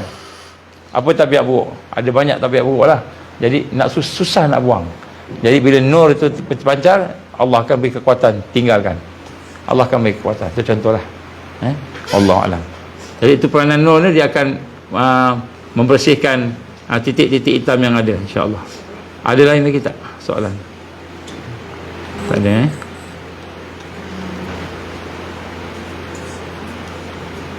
Ada apa yang lain ni? Ada soalan sini? Sini ada apa-apa? Tak tanya soalan ni. Macam mana? Ataupun lain-lain nak tambah boleh tambah. Tambah sikit. So untuk persiapan tamrin, insya-Allah ada soalan ni?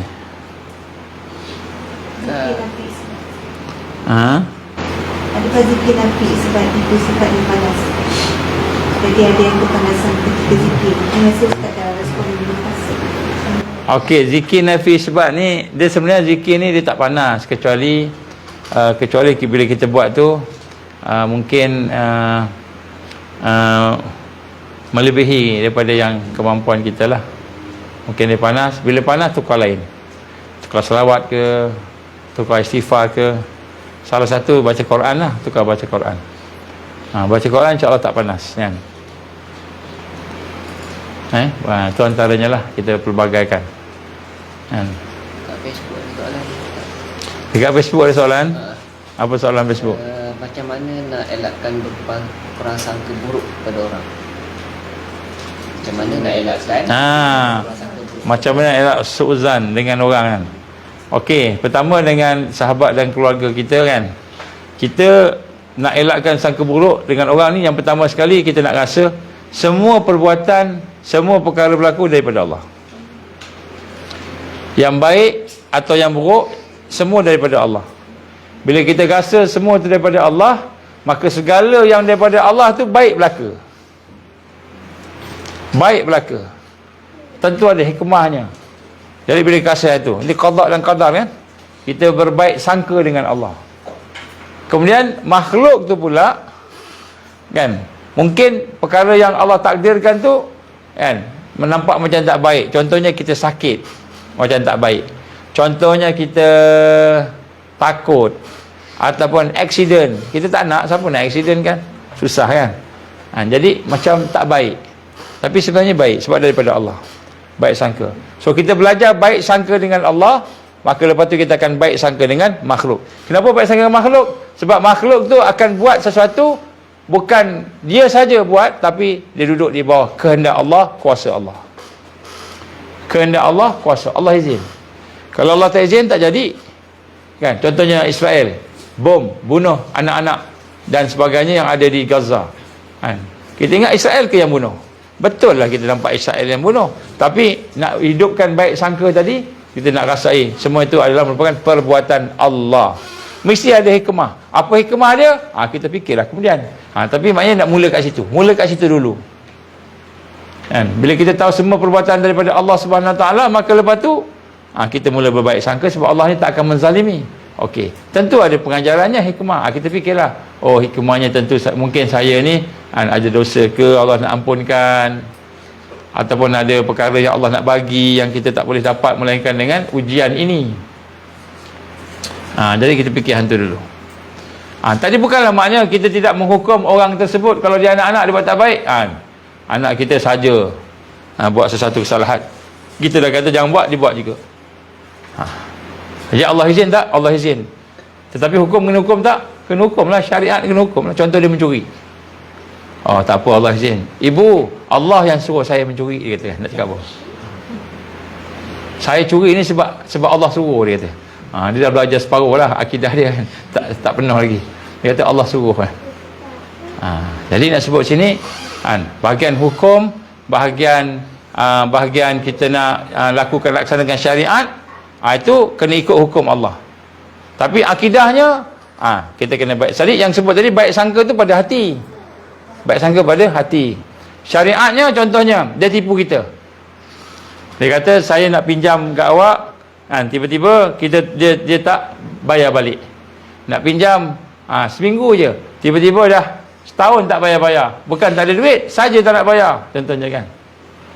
Jadi kita baik sangka dengan Allah kan. Tetapi boleh tak kita kita nak belajar daripada kesalahan orang tu tadi? Boleh. Dia nak pinjam lagi sekali, tiba-tiba pinjam. Minta maaf, hutang saya yang lama pun awak tak ni.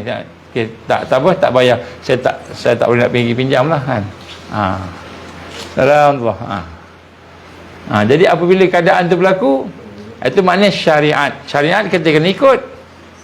Syariat kena ikut. Allah Akbar. Ahlan masahlan. Orang jauh. Sila-sila. Ni ada kosong lagi ni sini. Bagi laluan sikit. Bagi laluan sikit.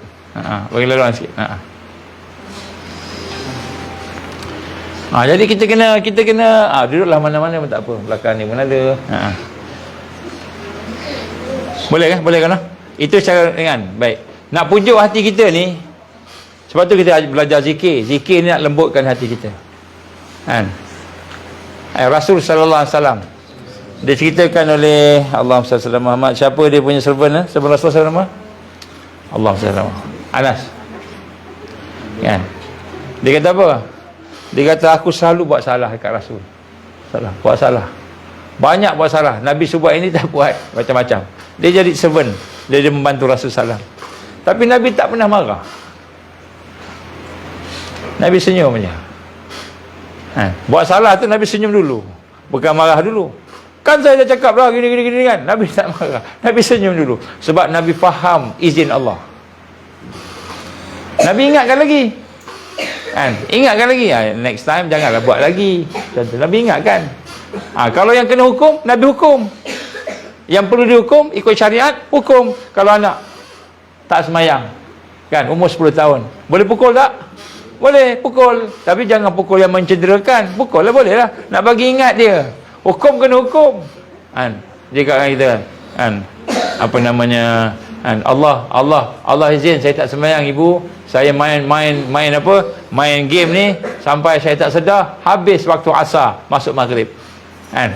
Lepas Zuhur main game sampai asar tak solat, sampai maghrib Allahu akbar, Allahu akbar, tak semayang lagi kata kan. Kan? Baru nak semayang, kata kan. Kita tengok kan, kita pun bawa perasaan. Kan? Allah izin ibu, iyalah Allah izin itu, tapi Allah suruh siapa yang tak semayang kena pukul lah, mai sini pukul juga.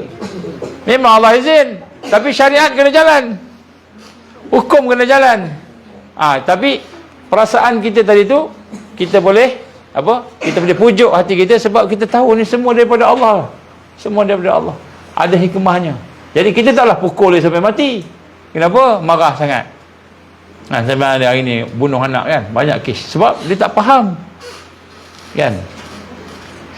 Sebab tu susah nak berlaku. Contohnya kan, minta maaf lah, sebab penceraian. Susah nak bercerai sebenarnya.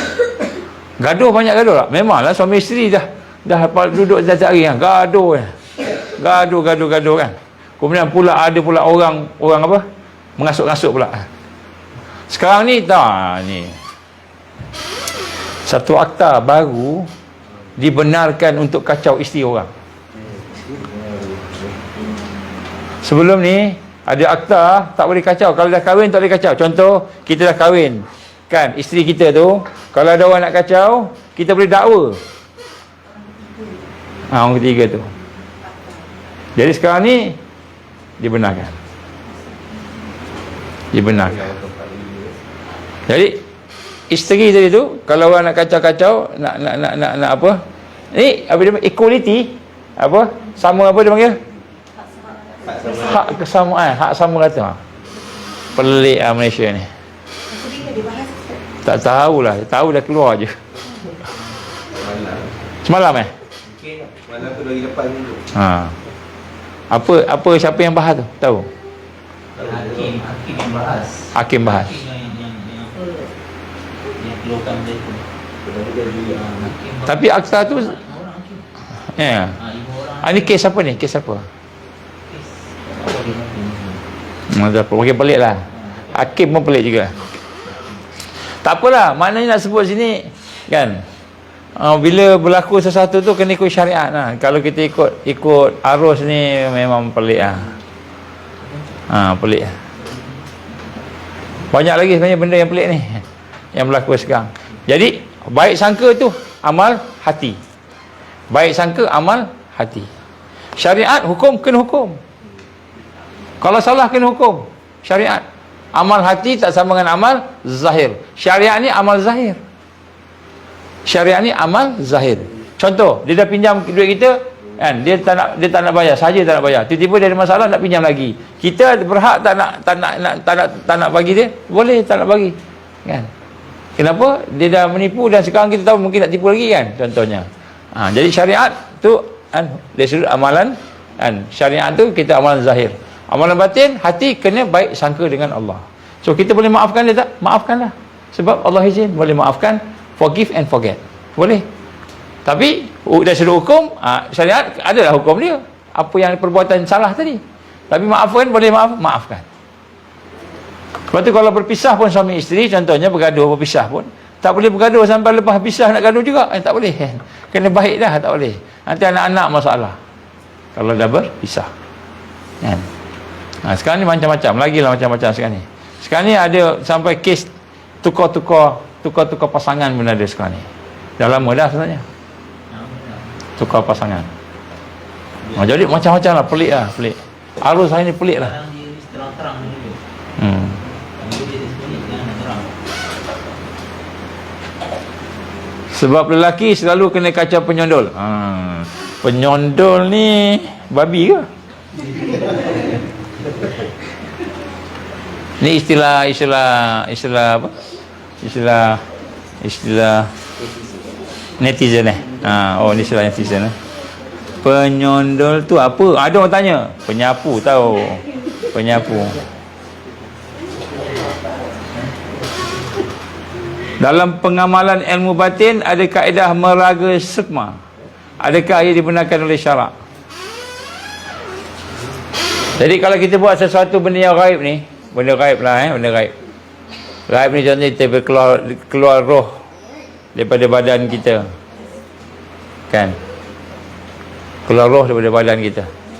Kita zikir la ilaha illallah, la ilaha illallah, la ilaha, sampai kita fana, sampai kita kira betul-betul tenggelam lah, zauq kan, tenggelam.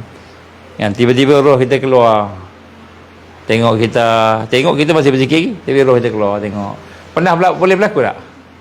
Boleh berlaku. Boleh berlaku. Tapi berlaku tu bukan kita boleh perintah selalu zikir jadi zikir, tak semestinya. Kalau boleh berlaku dengan keadaan kita ni, kan, ada benda-benda ni, dia sihir tak boleh lah.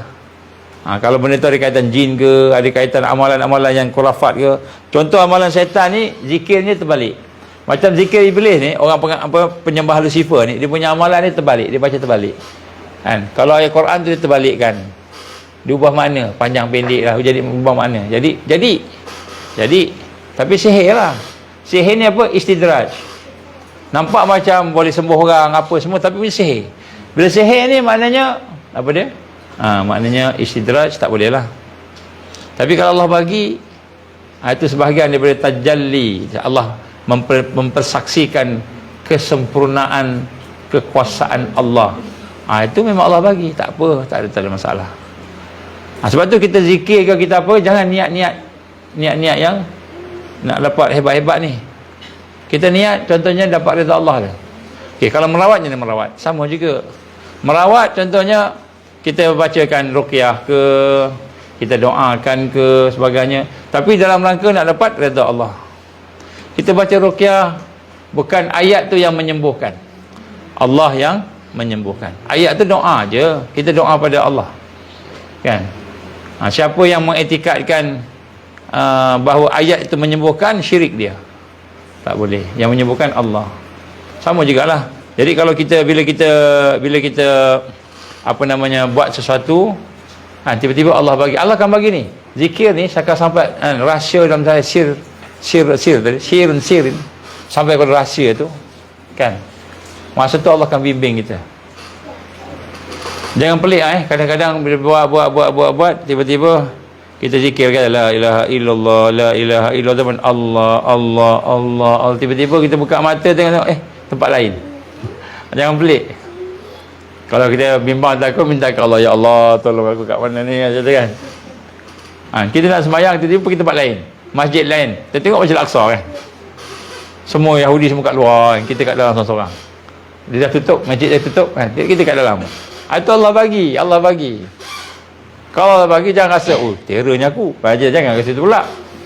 Hebatnya aku, jangan rasa itu pula. Allah bagi sesuatu yang luar biasa. Allah nak tajallikan, Allah nak mempersaksikan kehebatan dia, kuasa dia.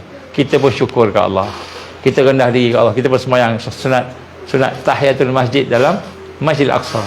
Kalau betul kita boleh sungguh lah. Ada tak orang yang berlakunya tu? Ada. Jadi biasa pergi masjid-masjid ni biasa. Kadang-kadang tak ada zikir pun, kan. Tapi Allah suka kan. Berlaku pada salah seorang yang rapat lah. Dia pergi haji, tapi tiba-tiba dia sakit, tak boleh, Allah izin dia duduk dalam bilik, masa semayang tiba-tiba kat masjid je, kan. Sekali dengan semua orang sakit-sakit, semua semayang duduk belaka kan.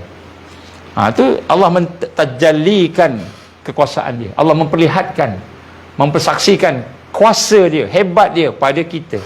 Maka kita yang berzikir tadi kan, kita nak dekat Allah tadi. Jangan kita niat nak dapat tu. Lepas ni nak pergi semayang semua pergi semayang di Masjid Haram kan. Pakat semua. Kita baca ayat sekian, pergi Masjid Haram. Ada satu cerita, kisah, tapi ni belajar daripada mimpi. Belajar daripada mimpi ni jangan. Kita belajar daripada mimpi. Dia ada halus daripada bisikan syaitan. Sebab tu kita kena ada guru lah yang boleh kita bincang-bincang, tanya-tanya insya-Allah. Tu soalan tadi tu. Boleh ke zikir nama setiap waktu selepas solat? Boleh. Zikir setiap waktu boleh. Siap satu tu 12 kali. Kalau boleh cari, kalau boleh buat yang ganjil, la ilaha illallah tadi kita buat 3 kali kan. Apa tu 7 kali ke, ikutlah si ganjil. 33 kali ke. Yang tadi kita buat ni 33 kali ataupun 165 kali ke. Kalau lagi-lagi sampai 999 kali ke ganjil. Sebab Allah finish kita ni Tambah balik. sama balik. Dia ada macam-macam ni. Sekarang ni Allah izin. Baik. Ada lain lagi tak? Okey, kalau tak ada lain saya nak sebut sini sikit tentang untuk tamrin bagi sahabat kita Ansar ni. Untuk program kita ni kalau boleh bawalah kelengkapan apa namanya untuk duduk di apa ni kemah just in case tempat tak cukup lah dekat ni kan, dekat apa dalam building. So kita punya apa dia panggil, kita punya mind setting dalam keadaan bencana alam berlaku, kena kepung, kena apa, susah macam tu. Kita punya mind setting tu. Jadi insya-Allah ketika itu kita akan solat tahajud pun dekat luar, solat tahajud pun dekat kebun kan. Kita apa ni buat katibah kita pun kat luar, zikir kat luar, baca Quran kat luar kan. Kemudian mungkin nak merasai macam mana Gaza sekarang. Jadi dia punya syuur dia, perasaan kita nak bermujahadah untuk program kali ni lah. Kemudian mungkin tandasnya pun tak banyak, macam pergi haji kan, tandas banyak tapi orang lagi banyak, orang berjuta orang kan. Tandasnya itulah ada. Jadi nak pergi tandas tu kena beratur panjang kan. Jadi kena susun lah. Mungkin kita pergi tandas pukul 3 pagi dah mandi kan. Mungkin lah.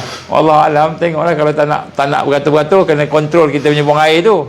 Jangan buang air ikut masa selalu buang air, kita buang air ikut yang kita kontrol. Itu nama mujahadah.